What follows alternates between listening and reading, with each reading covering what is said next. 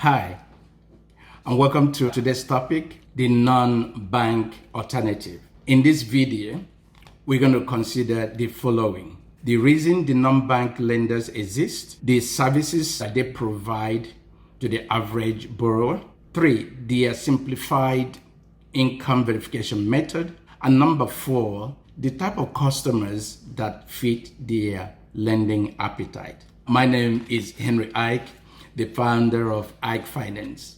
Please do not hesitate to follow us on all our social media handles and subscribe to our YouTube channel at Ike.Finance. Now, back to our topic. Back in the 1990s, the Australian government deregulated the Australian banking sector by allowing non-deposit-taking institutions to enter into the housing market. That policy change enabled the likes of AUSSIE Home Loans, Wizard, Paper Money, Resimac, and the like to enter the Australian market as mortgage lenders.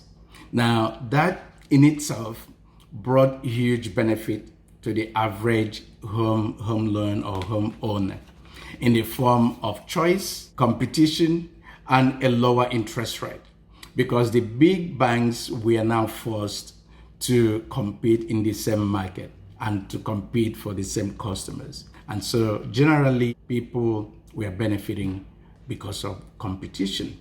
Now, for the non-bank lenders to compete, they used mortgage brokers like me to reach out for customers. Of course, mortgage brokers are professional third parties that engage on face-to-face level with customers. And because we have both the non-bank lenders and then the major banks as lenders on our panel, so we can still offer the same choice, the same service to our customers.